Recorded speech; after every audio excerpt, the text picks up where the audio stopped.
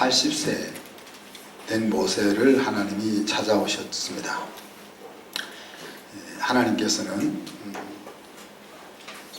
청년 모세를 지나 이렇게 80이 된 모세가 되기까지 40년을 헤아리면서 이 날을 기다려 왔었다. 그렇죠? 그리고 그날은 아브라함의 하나님이 모세의 하나님이 되는 날이었습니다. 모세가 하나님을 알고는 있었지만 제대로 하나님을 아는 날이 되었죠. 스파크가 일어난 신방이었다. 그렇게 말할 수 있겠습니다. 그날에 하나님은 모세의 발에서 신을 벗기셨습니다. 그리고 손에 당신의 지팡이를 쥐어 들려주셨습니다. 그리고 모세의 마지막 인생 3분의 1을 날개를 달아서 시작하게 하는 날이었습니다. 하나님의 신방날을 우리가 좌지우지할 수는 없습니다. 여러분이 이제 저를 초대하면 저는 언제든지 가지만은 하나님은 우리가 오늘 오세요 해도 안 오시죠. 그러나 우리가 분명한 것은 하나님이 정말 우리를 신방해서 AD와 BC와 같은 그 패러다임 시프트가 일어나게 하는 그 날을 카운트하고 있다. 언제가 될지는 모르지만 그래서 우리가 모세 스토리를 통해서 얻을 수 있는 팁은 하나님이 모세를 찾아갔던 그 장면 속에서 우리가 한번 떠올려 볼 수 있는 장면은 모세가 하나님은 알되 제대로 알지 못하던 때 그때 하나님 나라를 향하여 선한 뜻을 품고 있었던 그 장면을 우리가 생각할 수 있습니다. 혈기왕성한 40대 그때 자기 힘으로 하나님을 위해서 뭔가 해보려고 일어났던 그것이 바람직하지는 않았을지 모르지만은 하나님은 그 모세의 마음을 보았다. 그렇게 이제 볼 수 있는 거죠. 야곱도 마찬가지 아닙니까?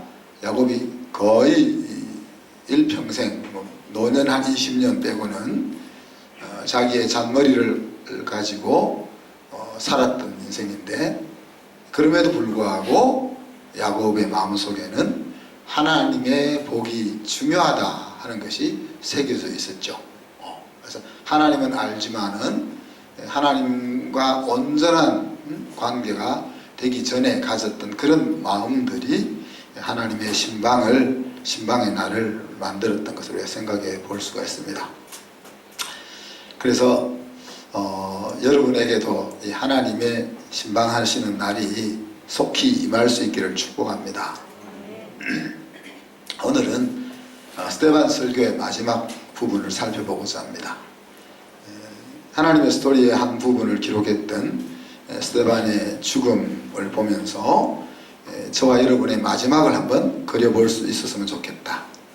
우리의 인생의 시작은 어땠을지 모르지만 마지막 떠나는 모습이 내 인생이다 생각할 때 그 마지막 그림을 좀 그릴 수 있었으면 좋겠다 하는 겁니다. 51절 53절에 보면 스데반의 설교의 마무리, 설교의 적용 부분이죠. 같이 한번 읽어봅시다. 목이 굳고 마음과 귀에 할례를 받지 못한 사람들아, 너희도 너희 조상과 같이 항상 성령을 거스르는도다. 너희 조상들이 선지자들 중에 누구를 박해하지 아니하였느냐? 의인이 오시리라 예고한 자들을 그들이 죽였고 이제 너희는 그 의인을 잡아준 자요 살인한 자가 되나니 너희는 천사가 전한 율법을 받고도 지키지 아니하였도다 하니라. 아멘 하시면 안 되시죠, 어머님? 제가 이런 설교를 했다면 여러분 어떡하겠어요? 야, 정신 아직도 못 차리고 있냐? 그렇게 살다가 인생을 어떻게 마무리하려고 그래? 그렇게 설교하면 한 반은 다음 주부터 안 볼 거 아니에요, 저를. 스데반이 이렇게 설교를 마무리했습니다. 이 설교를 딱 들으면은 어린 아이라도 야 뒤에 큰일 나겠다 이런 생각. 제가 그런 설교를 했으면 우리 장로님 권사님들 막 쫄일 거 아니에요. 야 다음 주는 어떡하냐, 우리 초신자들은 어떡하냐, 저 소리 듣고 분명히 마음에 힘든 사람이 있을 텐데 막 그렇게 될 거 아니에요. 어린 아이도 예견할 수 있는 내용은 뭡니까? 아, 저 소리를 들으면 종교 지도자들이 화를 내겠구나. 그리고 그 화가 어떻게 스데반에게 미치겠구나 하는 것들을 짐작할 수 있는 설교 마무리를 하고 있습니다. 그래서 오늘 설교 제목을 제가 뭐라고 했습니까? 죽음을 부르는 설교. 제가 뭐 평생 이런 설교를 한번 해보겠습니까? 나중에 은퇴하기 전에도 이런 설교 못할 것 같아요. 그리고 정말 그런 일이 마침내 일어나고 말았죠. 이 설교를 듣던 종교 지도자들은 마음의 찔림을 받고 회개하는 쪽으로 가는 것이 아니라 돌을 드는 쪽으로 갔다 그랬습니다. 그래서 이제 스데반이 죽게 되는 거죠. 그래서 오늘 뭐 그 내용은 우리가 잘 아는 거고, 스데반의 죽음, 순교가 담고 있는 임플리케이션들을 우리가 한번 살펴봅시다. 여러분이 이런 설교를 들었으면 어떻게 반응하세요? 주로 부부 사이에 이런 이야기가 오고 가잖아요. 여보 당신은 왜 그 모양이야? 지난번에도 그러더니 아직도 못 고쳤어. 그런 소리를 들으면 기분이 굉장히 좋죠. 우리 와이프가 나를 정말 사랑하는구나. 내가 바깥에 나가서 이렇게 욕 먹을까봐 욕 안 먹게 하려고 저렇게 나를 챙기네. 그런 생각이 정신 나갔을 때는 드는데 정상적일 때는 그런 생각이 안 들죠. 그렇지 않습니까? 그런데 된 사람들은 이 소리를 듣기는 싫지만 이를 악물고 듣죠. 근데 덜 된 사람들은 안 듣죠. 안 들을 뿐 아니라 분노하고 미워하고 멀리하죠. 성경은 분명히 친구의 충성스러운 충고 그렇게 이야기하는데, 그죠? 원수의 사랑의 입맞춤 그렇게 이야기하는데, 우린 그 달콤한 말이 좋고 마음의 힘든 소리는 듣기가 힘들다는 얘기죠. 사실 이 콜드 피드백을 잘 소화를 못하는 사람은 바보처럼 살게 돼 있습니다. 인간은 누구나 불완전하잖아요. 그리고 제가 우리 아이들이 실수하는 거 항상 야단치지만 제가 하는 말이, 아빠는 아직도 사기를 당한다. 아직도 실수한다. 그런 이야기를 하죠. 그러니까 주님 앞에 갈 때까지 우리가 항상 실수하고 또 개선돼야 될 그런 존재가 우리다 하는 이야기입니다. 그런데 다른 사람이 쓴소리 해주는 것을 들을 수 없으면은 나의 인생의 발전과 개선을 위해서 말해줄 사람이 없다면은 내 인생이 어떻게 가겠냐 하는 것들을 생각해 볼 수가 있습니다. 오늘 종교 지도자들은 덜 된 사람이죠, 그죠? 마음에 찔렸습니다. 근데 마음에 찔렸으면 베드로의 청중들은 어떻게 했어요? 베드로는 어떻게 쏘아붙였습니까? 너희들이 예수를 죽였다. 그런데 하나님은 너희들이 죽인 예수를 살려서 주와 그리스도가 되게 했다.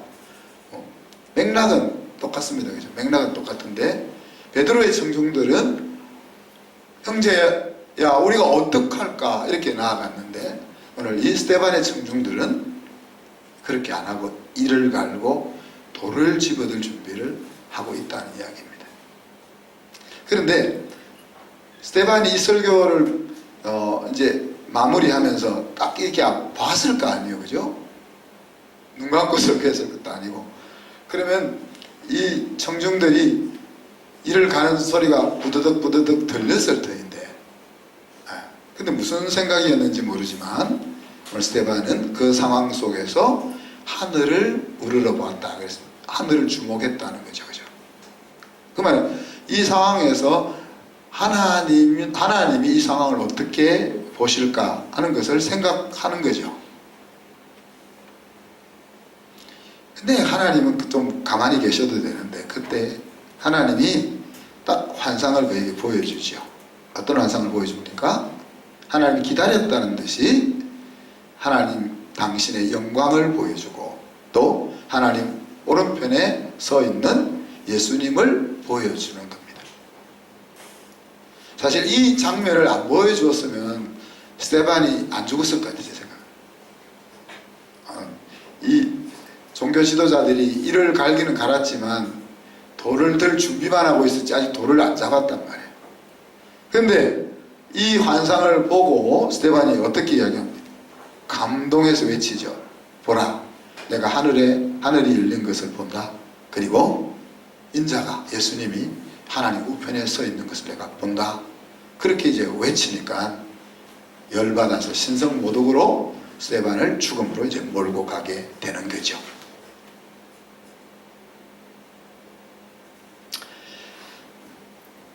그래서 종교 지도자들은 큰 소리를 지릅니다. 큰 소리를 지를 때는 이성이 주로 마비됩니다. 그죠? 그래서 이성을 마비시키고 군중의 힘을 의지합니다. 그들이 귀를 막습니다. 진실을 외면하는 모습이죠. 진실을 외면하는 모습이죠. 그리고 일제히 달려듭니다. 불의를 행하는 일에 있어서 마음이 하나 되어 있는 거죠. 마치 빌라도와 헤롯이 서로 정적 관계였지만 예수 죽이는 일에 있어서는 한 마음이 됐던 것처럼 그 종교 지도자들 70여 명이 되는 종교 지도자들이 다 생각이 다르고 정치 이념이 달랐을 터인데 그런데 스데반을 치려고 하는 이 일에는 마음을 딱 모았다 그랬어요. 그리고 스데반을 성 밖으로 내칩니다. 그래도 이제 이들의 생각 속에서는 예루살렘은 하나님의 도성이니 예루살렘 성에서 피가 흘리면은 하나님의 도성을 더럽힌다는 이런 생각은 가지고 있는 거죠. 그래서 예루살렘 성에서는 안 죽이고 성 밖으로 내가 몰아서 죽이려고 그러는 거죠. 그리고는 돌을 던졌다. 죽도록 돌을 던졌다. 그랬습니다. 그러면서도 정인을 내세우죠. 치밀하게 정인들을 매수합니다. 매수해가지고 신성모독을 꾸민다고 해서 거짓이 진실로 바뀌는 것은 아니지만 악인들도 죄를 지으면서 죄를 덮을 방도들을 찾으면서 죄를 짓는 모습들을 보는 거죠. 그리고는 그 정인들이 옷을 벗어서 사울이라는 청년의 발 앞에 옷을 던졌다 그랬습니다. 그래서 사울이 이제 집단 폭력의 방조자로서 그리고 그렇게 이제 역사의 무대에 나오는 겁니다.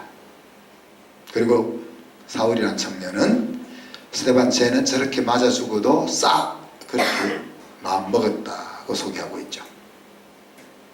자, 그런데 이렇게 돌을 맞아 죽는 스데반의 마지막 모습을 한번 봅시다. 스데반의 마지막 모습을 보면 큰 소리로 주 예수여 내 영혼을 받으시옵소서 그렇게 이야기하죠. 그리고는 이제 무릎을 꿇고 기도합니다. 기도한 내용은 뭡니까? 나를 죽이는 이 죄를 저들에게 돌리지 마옵소서 그렇게 기도하고 기도를 마치고 잠들었다 그랬습니다. 그래서 평온하게 하나님 품 안에 안겨서 하나님 품에서 눈을 뜰 것을 이렇게 예고하는 그런 모습으로 스데반의 마지막 모습을 그리고 있습니다. 사람들은 대부분 어떻게 하면 잘 살 것인가 하는 것을 생각합니다.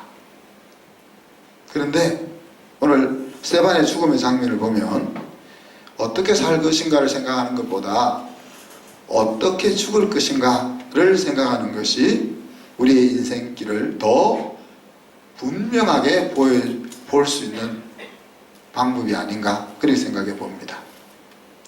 살다 보니 내가 이렇게 이제 이 시간이 돼서 죽어 이런 포맷보다 나의 마지막 모습을 위해서 나는 이렇게 살 것이야 라는 포맷이 훨씬 더 유용하다는 이야기죠. 근데 대부분의 인생이 이렇게 잘 안 되죠.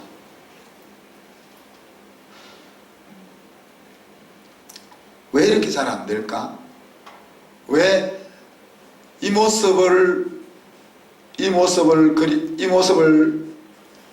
위해서 내가 살겠어가 아니고 살다 보니 이 모습이 되었어 라는 포맷으로 우리가 대부분이 살아갈까?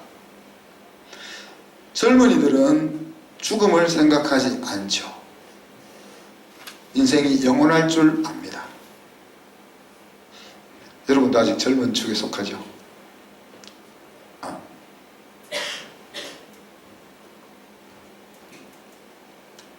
늙은이들은 내가 이 나이에 새로운 인생을 계획한들 어떻게 그 계획한 인생을 준비할 시간이 없다, 그렇게 생각합니다. 젊은 사람은 영원히 살 것처럼 생각하고 살고, 나이 든 사람은 계획을 세워도 살아갈 시간이 없다고 생각하고, 그래서 이제 그렇게 사는 거죠. 그렇기 때문에 전도서 기자는 뭐라고 이야기합니까? 우리에게 성년의 때에 창조자를 기억하라, 그렇게 이야기하죠. 그래서 제 위로는 지금부터라도 세상을 마무리할 모습을 우리가 갖고 오라면, 장로님, 권사님, 제 위로 별로 없죠. 제 아래로는 이 세상 마무리할 때 어떤 모습으로 마무리할 것인지 그 플랜을 짜야 할 것입니다.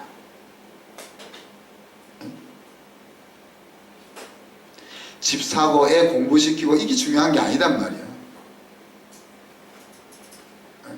내가 직장에서 살아남고 승진하고 이게 중요한 게 아니란 말이야. 살아가는 과정 속에 그것이 반드시 필요한 것이지만은 그것이 본질적인 부분이 아니단 말이에요. 그렇게 살다가 60이 되고 70이 돼서 그렇게 되어버리는 인생이 아니고, 오늘 스데반이 돌 맞아 죽는 것 말고는 얼마나 멋진 죽음의 마지막 모습입니까? 안 그렇습니까? 저는 이 돌 맞는 거 말고는 스데반처럼 죽었으면 좋겠어요. 돌 맞는 건 아플 것 같아요.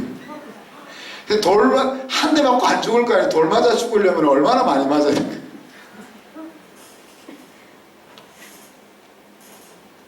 자, 근데 이 스데반이 이렇게 돌 맞는 부분 말고 이렇게 멋있게 인생의 마지막을 이렇게 그릴 수 있었던 요인이 뭡니까? 보는 것이었다. 그러니까 see the story, live the story 계속 얘기하는, 보는 것이었다. 사실 안 봤으면 죽지도 않겠지만 어차피 한번 죽을 몸 보고 이렇게 멋있게 죽는 것도 필요하다는 거죠. 뭘 보았다 했습니까? 하나님의 영광을 보았다 했고, 하나님 우편에 서 계신 예수 그리스도를 보았다 그랬습니다. 하나님의 영광이라는 것은 하나님을 믿으며 섬기며 살았던 하나님의 자녀가 가질 영광인 거죠. 하나님의 영광을 본다는 것은 저것이 내 것이라는 것을 본다는 이야기입니다. 그죠? 하나님 보좌 우편에 서 있는 예수님을 본다는 것은 뭡니까? 예수님이 하나님 보좌에서 내 편이 되어서 나를 변호하고 나를 응원하고 있는 모습을 본다는 이야기죠. 다르게 이야기하면 하나님이 내 손을 들어주는 모습을 스데반이 환상으로 확인하고 있는 거죠. 그러니 스데반도 예수님이 가셨던 그 길을 걸어갈 수 있었던 겁니다. 예수님이 십자가에 달려서 자기를 십자가에 다는 사람들을 위하여 용서하며 축복하며 기도할 수 있었던 것처럼, 자기를 향하여 돌을 던지는 그 원수들을 향해서 용서의 기도를 할 수 있는 거죠. 그리고 하나님 품에, 어떻게 돌에 맞아 죽으면서 평안할 수 있을까? 어떻게 사자에게 물려 뜯겨 죽으면서 미소를 지을 수 있을까?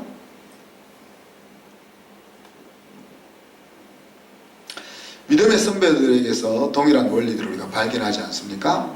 아브라함은 하나님이 주실 약속을 바라보면서 그 길을 갈 수 있었고, 모세는 상 주실 하나님을 바라보면서 왕궁의 부귀영화를 부리칠 수 있었고, 진주장수는 정말 귀한 진주를 보았기 때문에 자기 집을 팔아서 진주를 살 수 있었고, 이런 것들이 신앙의 중요한 원리들이다 하는 거죠.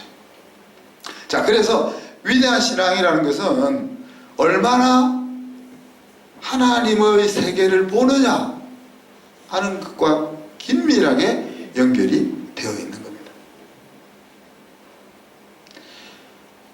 우리가 하나님의 나라, 천국을 보지 못한 사람은 사망의 권세를 넘어설 수가 없을 겁니다. 그죠? 영원한 인생을 알지 못하는 사람은 이 세상에서 나그네로 살아갈 수가 없을 겁니다. 아버지 하나님의 보호와 인도하심을 경험하지 못한 사람은 내 손에 붙잡고 있는 그것을 놓을 수가 없을 겁니다. 우리가 그래서 곰곰이 생각해 보면 신앙이 성장하고 신앙이 깊어간다 하는 말은 내가 하나님의 세계를 얼마나 보고 있는지, 또 내가 하나님의 세계를 보는 것이 얼마나 더 확실해지고 있는지 하는 것이다, 그렇게 말할 수 있는 거죠. 오늘 이 스데반의 순교 자리에서 우리가 주목할 부분은 사울이라는 청년의 등장입니다. 앞에서도 언급한 것처럼 사울은 스데반 쟤는 저렇게 죽어 마땅해 라고 생각했습니다. 그리고 이 이후로 스데반 같은 사람을 잡아서 옥에 가두고 죽이고 하는 일을 도시락을 싹 다니면서 했던 사람이 이제 사울인 거죠. 그렇지만 이 사울의 마음 한쪽에는 스데반의 죽음 장면에 의문이 있었을 겁니다. 어떻게 자기를 향해서 돌을 던지는 원수들을 향해서 기도할 수 있는가? 그것도 이교도가.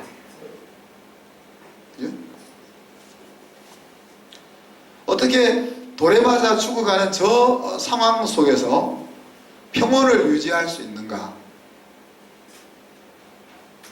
자기는 수십 년 동안 하나님 나라에 들어가기 위해서 율법을 지키고 혼신의 힘을 기울여도 불안한데, 쟤는 어떻게 천국에 대한 확신을 가지고 저렇게 담대할 수 있는가? 이런 것이 사울의 마음 한켠에 자리 잡게 되는 거죠. 사울이 보고, 또 둘러서 있는 성도들이 보고, 또 스데반을 죽이는 원수들이 보는 그 스데반의 순교의 자리는 하나님의 교회가 든든하게 확장되어가는 바로 그 자리가 되는 것입니다. 스데반이 이 설교를 마무리할 때 죽기로 작정하고 이런 설교를 했을까? 모르겠어요. 물어보세요, 가서. 아니면 거기에 앉아있는 종교 지도자들이 정말 예수 그리스도를 통해서 구원 얻는 자리로 꼭 나와야 되겠다 하는 그 열망이 그렇게 간절해서 이런 설교를 했을까? 아니면 예수님을 증언한다는 것이 이런 순교의 자리까지 가야 된다는 것을 보여주기 위해서 그렇게 했을까?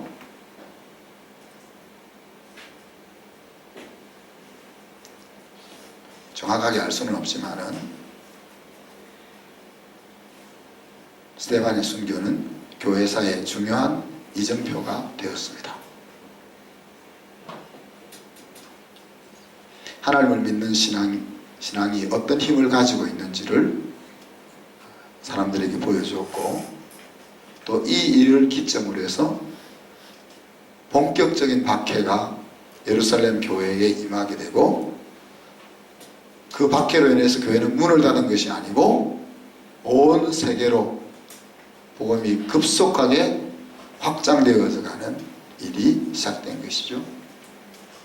그리고 신약교회 최고의 일꾼인 사도 바울이 이 스데반의 순교를 통해서 잉태되고 있는 것입니다. 오늘 스데반의 이 마지막 죽음을 부르는 설교를 우리가 대하면서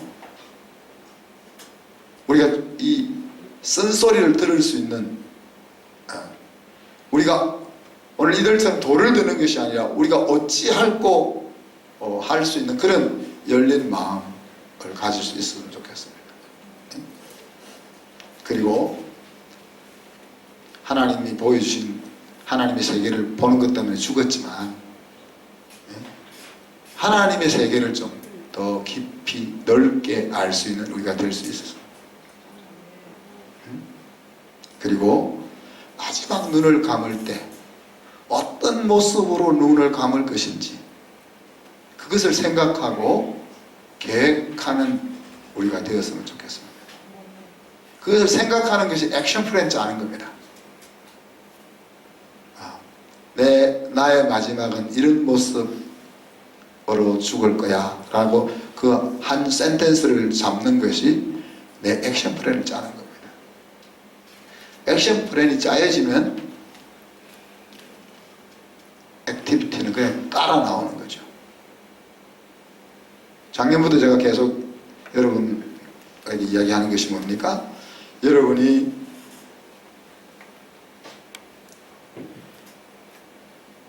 여러분의 가장 빛나는 자리는 어디일까를 찾아라.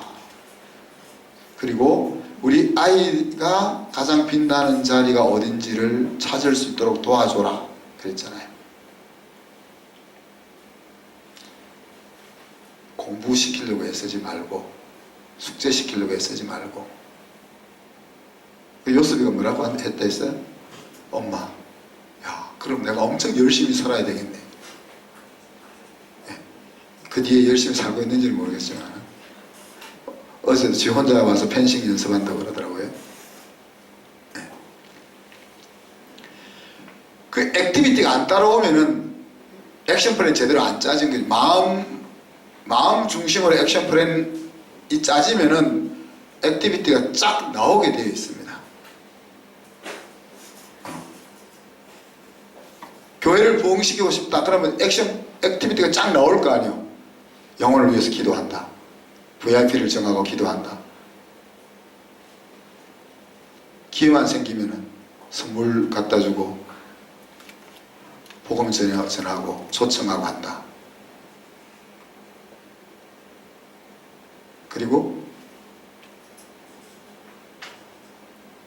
새가족들이 왔을 때 그들이 교회 잘 정착할 수 있도록 구조를 짜고 이런 것들이 착착착 나올 거 아니에요.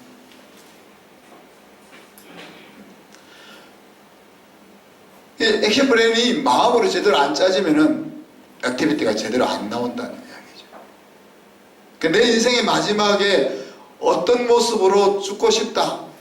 이것이 제대로 쫙 그려지면 우리 어린 요셉이도 여기에 자기가 빛나는 자리가 여기라고 생각되는데 거기에 가려고 하니까 엄청 부지런하게 열심히 살아야 되겠다 하는 것이 딱 깨우쳐진다면은 내 인생의 마지막의 모습이 어떻게 되기를 원한다는 것이 딱 그려지면은 그냥 그것만 그리고 있으면 우리가 그렇게 가지는 게 아니잖아요. 그 길을 가기 위해서 내가 어떤 스텝을 걸어가야 될 것인지가 나오는 거예요. 그것이 기도의 제목이 되는 거고 그것이 리브드 스토리가 되는 거죠. 스데반의 순교를 통해서 우리가 마음을 열고 쓴소리를 받을 수 있는 그런 열린 사람이 될 수 있기를 기도했으면 좋겠고, 또 하나님의 세계를 볼 수 있어 깊고 넓게 분명하게 볼 수 있었으면 좋겠고, 마지막 내 인생 눈 감을 때 어떤 모습으로 감을 것인지 그것을 제대로 짤 수 있는 우리가 될 수 있으면 좋겠습니다. 같이 한번 1, 2분 동안 기도합시다.